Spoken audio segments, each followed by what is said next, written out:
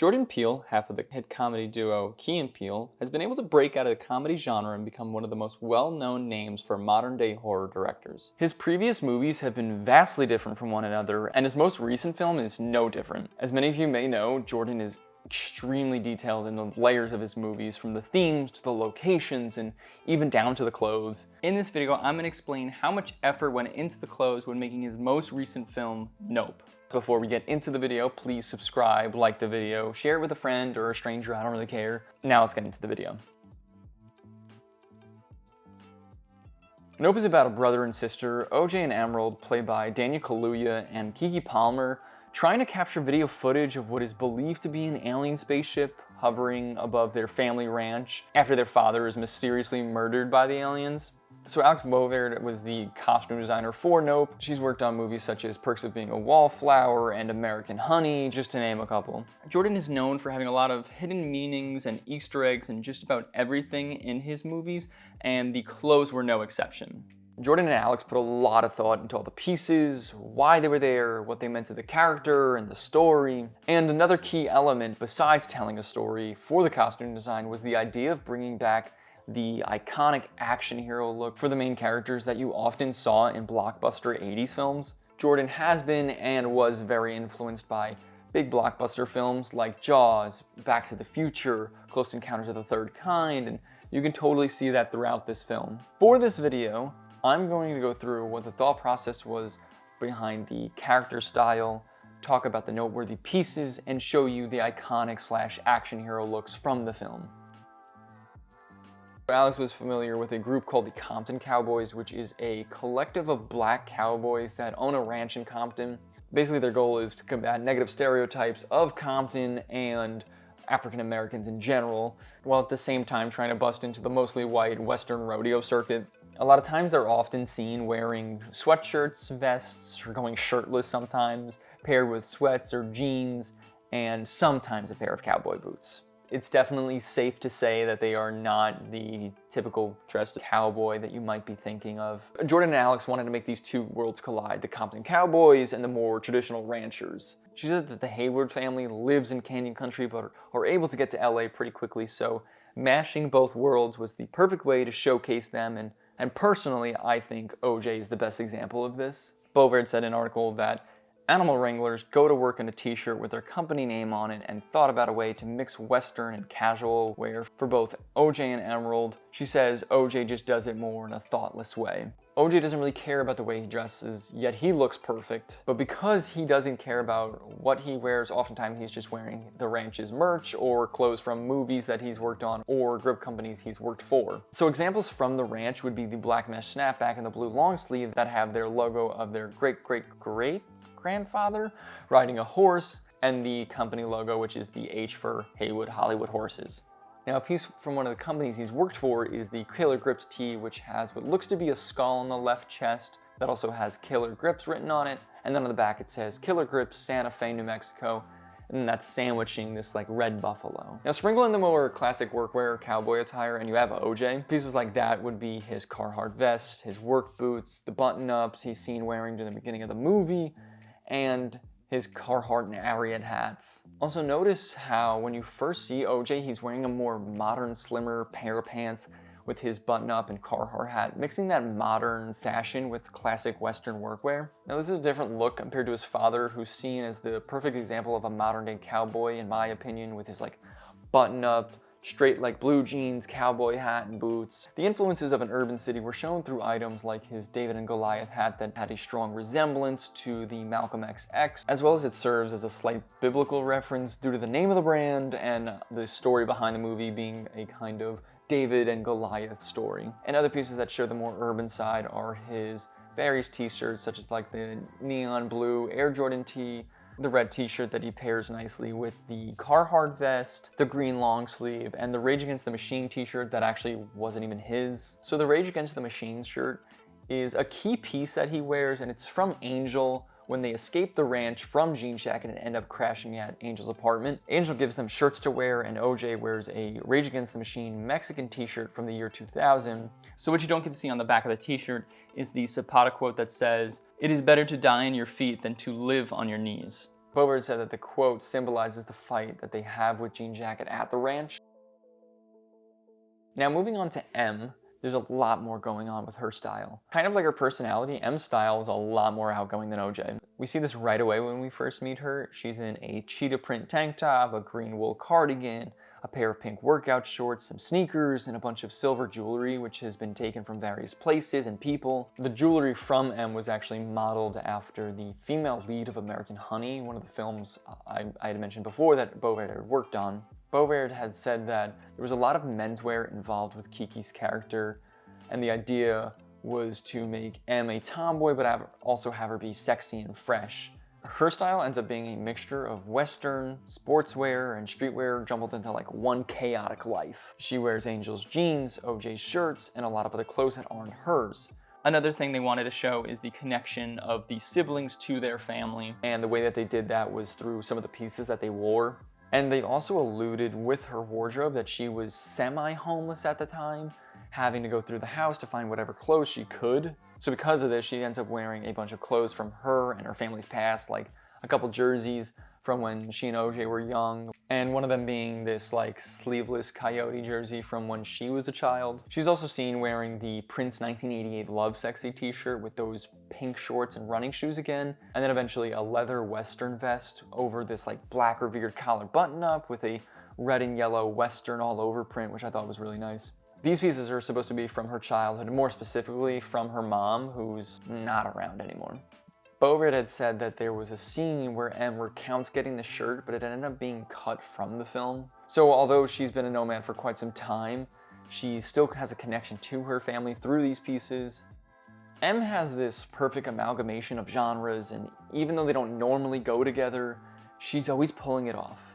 She's seen matching Western cardigans with running shorts, a raglan graphic with a nylon zip-up, and a few other pieces that are just like fun and colorful. One thing that stood out for me was this Western button-up with like this wolf motif over a salmon-colored sport top, and on bottom she has these nylon biker shorts and then denim shorts on top of those. It's all very chaotic, but it still kind of works. For the wolf motif, I just want to note that they use a lot of animal imagery because of the theme of animal abuse and exploitation that are within the film, like how Jupe tries to exploit the alien by making it like this big spectacle on his ranch. So there are many characters throughout the film, both big and small, that have images of animals on their clothes, like OJ, M, Angel, and people at Jupe's amusement park.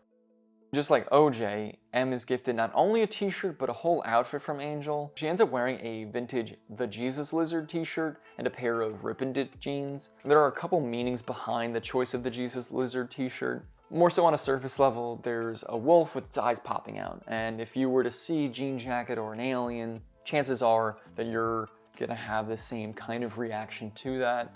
And a second reason for using the band is that the Jesus lizard is another name for the common basilisk lizard, and in mythology it's known to kill you with its gaze, and coincidentally, if you look Jean Jacket in the eye hole thing, he sucks you up.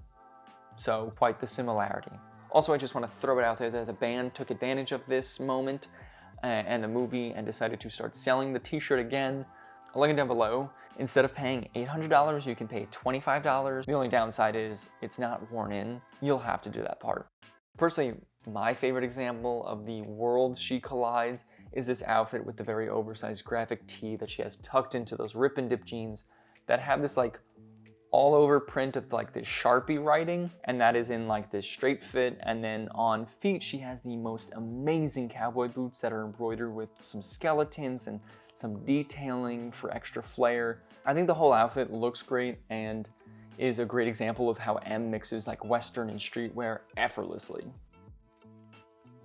So for Angel, played by Michael Perea, they wanted to match his personality, and since Perea is naturally like energetic and positive, going with a more subdued and dark palette was the best move for them. Originally they wanted to fit the vibe of like Latin emo, but even that was too upbeat for the character, so they ended up going with something more like punk band territory. And Beauvais said that he ended up looking more like a roadie with his like cut off jeans and like dark clothes and his Vans, which I totally see. So a major aspect to his wardrobe was that he was really supposed to be into obscure bands, and because of that he had a bunch of band tees that he ended up wearing and giving out throughout the movie. And they had the idea that the t-shirts given to OJ and M were from bands that he used to listen to but had grown out of, and the bands that he's listening to now is the ones that he wears. The fact that he has all these graphic t-shirts were actually supposed to be like a minor plot point within the film, but it didn't end up making it. Bovard said that at one point they were going to have Angel discussing how much money he paid for the shirts, and it was going to be like a character point. Now the way that they came up with the different bands was from personal preferences. Ian, who is Jordan's producing partner, and Alex are all around the same age and listen to a lot of the same music, which is how they ended up going with the bands that they went with. They wanted to implement things from their past, but also that fit within the narrative of their film. Here we can see him wearing a band t-shirt from the doom metal band Earth with a pair of cutoff jeans.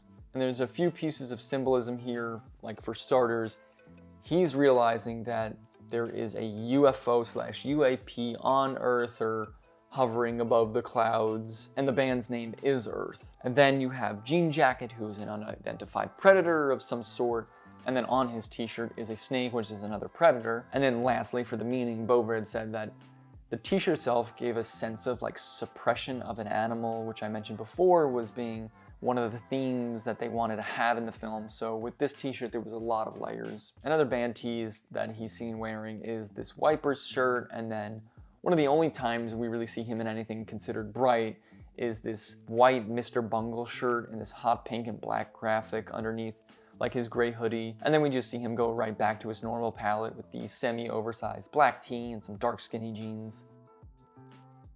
So moving on to Antlers Holst, played by Michael Wincott.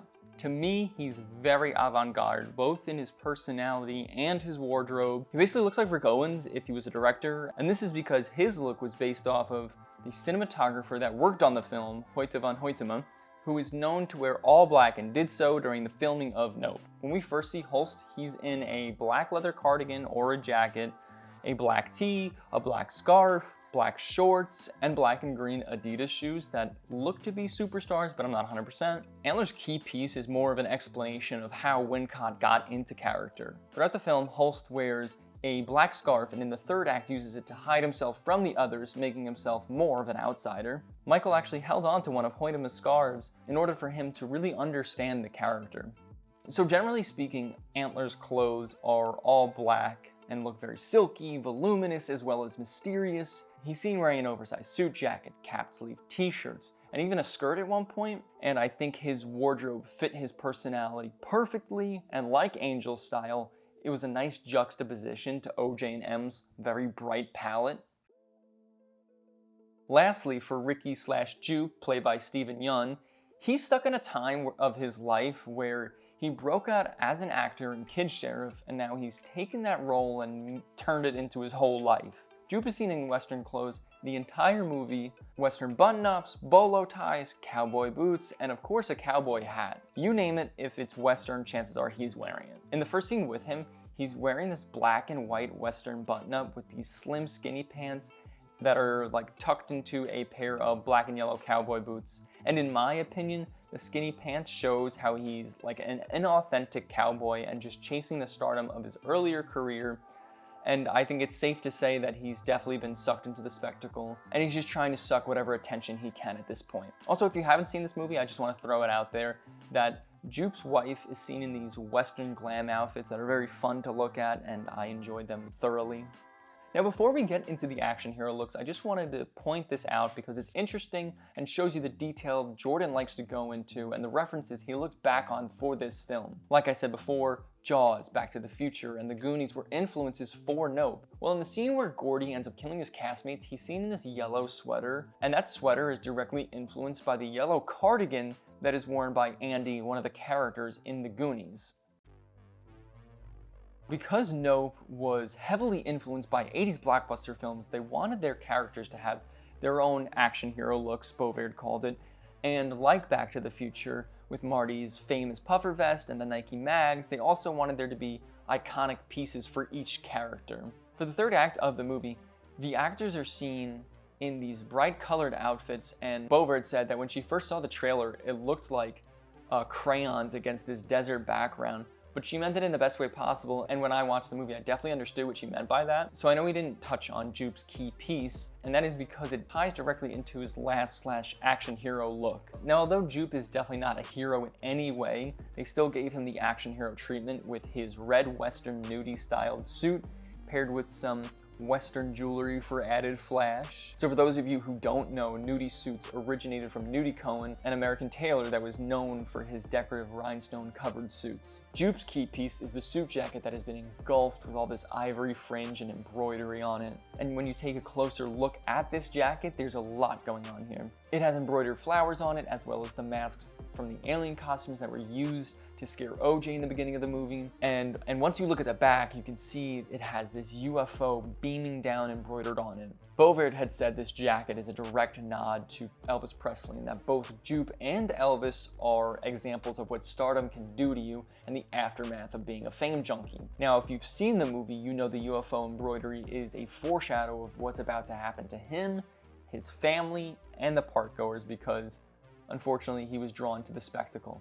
So for Holst's last look, we have him in a flowing black short sleeve top underneath an all-consuming zip-up hoodie with a scalloped hem and an enormous hood he uses to cover himself from the sand and most likely everybody else. With that, he also has his scarf, and then on bottom he's wearing a black flowing skirt with these black boots that have this like 1-inch heel, which I think the boots and the skirt is a very nice touch. Holst is definitely the most mysterious one out of the gang, and to me gives the most ominous feel when I look at him and his outfits, possibly foreshadowing his future as well. And while we're on the subject of people who get sucked up by jean jacket, the TMZ guy had a pretty fun tech wear type of outfit with his black cargo pants and that jacket paired with his like sneaker boots. Personally, I really enjoyed Angel's last look. I think it's the most blatant action hero look, but it doesn't look clownish in any way. His outfit consists of a super faded gray t-shirt that looks to have some purple undertones in it, and that is paired with a black utility chest rig. Now, unfortunately, I don't know what the graphic is of this t-shirt. I tried looking into it. I know it has some writing on it, but I can't make it out. If you know what it is, please let me know down in the comments. So he has his t-shirt tucked into his black skinny jeans and then a pair of black Vans to finish off the look. And to me, this outfit felt kind of militaristic, and that's probably just due to the fact that he's wearing this utility vest, but personally, I love the combination of the faded colored tee and that vest. Now, I'm sure you're waiting for me to talk about the orange hoodie. Well, we are finally here. This sweatshirt, which is a semi-oversized cropped hoodie that says Scorpion King on the left chest, with the Panavision logo on the right sleeve and the word crew on the back, is from his first working experience with his father, where he was a horse handler on the set of The Scorpion King. We eventually find out that they replaced the horses with camels in the end, and this started OG's comparison to his father. The reason why they picked this movie specifically, it's because The Scorpion King from The Mummy is notoriously known for having god-awful CGI. And the more important meaning behind this piece is that it's one of those pieces that shows the family ties. It's what's connected him to his father, but it also is a sort of reminder of the feeling of inferiority to him as well, and not being able to be his father and be that charismatic guy. So Bovaert actually said that this piece was the hardest piece to create. They had to have 10 hoodies aged exactly the same for the progression of the movie, and eventually Daniel wanted another version, so they had to make 10 exact ones of those as well, and including all the screw-ups, they ended up with 40 to 50 versions of just 2 hoodies. At first, it's really crazy to think that such a simple garment like a hoodie would be so hard to get perfect, but because of the fading and the screen printing, and the weight of the fabric and getting that perfect, it ends up being a lot harder than first thought. Now, underneath that Scorpion hoodie is just a gray t-shirt and a padded vest. And with that, he pairs it with some medium blue straight leg jeans, and then he pairs that with a pair of dusty cowboy boots. I think this action hero outfit is definitely a Compton Cowboys look, and I think it looks excellent. I especially love those dusty cowboy boots. So for M's action hero outfit, it is this green soccer jersey that belonged to OJ from when he was in school, and it is paired with a pair of straight-leg, light brown Dickie cargo pants with a bunch of fun details from the cargo pockets to the seam detailing and to that contrast stitching. And with those, she's got on a sneaker boot, and to finish it all off, they added another pop of color with a yellow bandana. Of course, they had to give M more colors.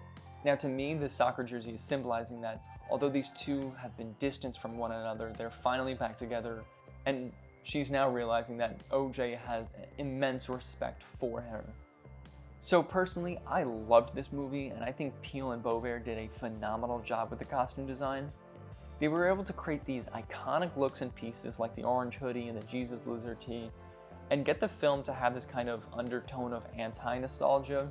The idea to have these obscure and quirky references be the basis of their most memorable looks was a bold move on their part, and personally, I think it paid off tenfold. I also think they did a phenomenal job at representing the characters and their wardrobe, and I think the symbolism added into it was just brilliant. Well, that is going to be it for this video. Let me know your thoughts about the movie, the added symbolism in the costume design, and what your favorite outfit was.